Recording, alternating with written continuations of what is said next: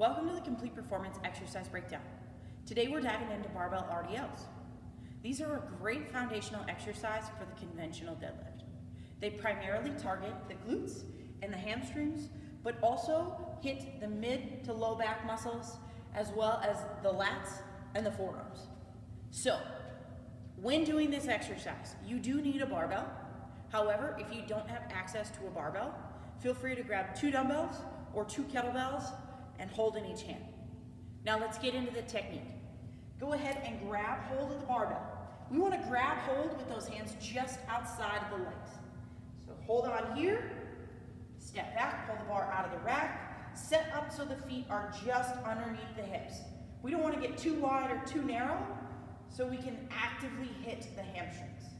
From here, I'm going to squeeze my armpits and pull that bar right up against my thighs, and then I'm going to start pushing my hips back, keeping those sit bones high. That bar rolls down, we get to about mid-shin.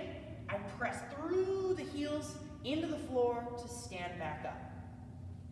Now, let's go into some of the common mistakes. I'm gonna put the bar away from these, but imagine that the bar is in my hand, but I don't wanna do that because I don't wanna get hurt. So, the first most common mistake with these is allowing that spine to roll. Now, what that looks like is if we're here, instead of pushing the hips back, which we think that we're doing, we start to roll that upper back and roll that vertebrae to lower that barbell. That spine gets very rounded and places a lot of stress on that low back and on the hip joint. In order to think that, I want you to think that you're pushing the hips back toward a wall or toward an object behind you here. These are your sit bones, the bones that you commonly sit on. That's why they're called sit bones. Those should stay high at about the same level. Really emphasize pushing those hips back and keeping that back as flat as possible.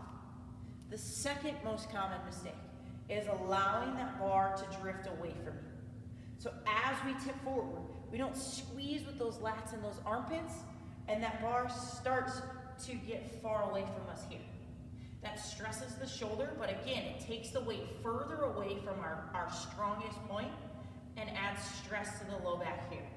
So, as I mentioned in the first demonstration, pull that bar into your legs by squeezing the armpits, and think about allowing that bar to roll down the legs until you get to that mid-shin point.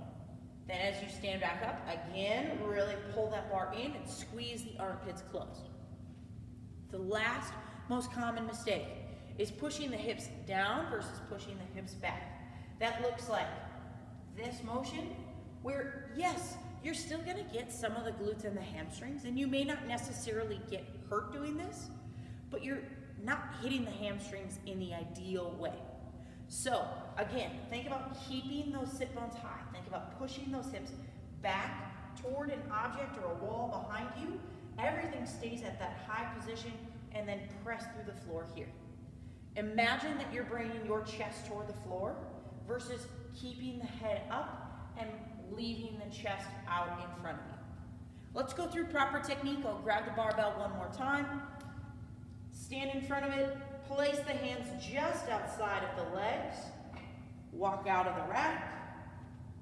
Feet underneath the hips. Pull the armpits closed to squeeze that bar tight. Push the hips back toward an object behind you. Allow that bar to roll down the mid-shin. Press through the floor and squeeze the glutes to drive the hips through. These are a great exercise, like I said, for building the foundation of the conventional deadlift. So if you can master these, not only are you going to see major benefits in your glutes and your hamstrings, but you're going to improve your strength in the deadlift and in your other exercises.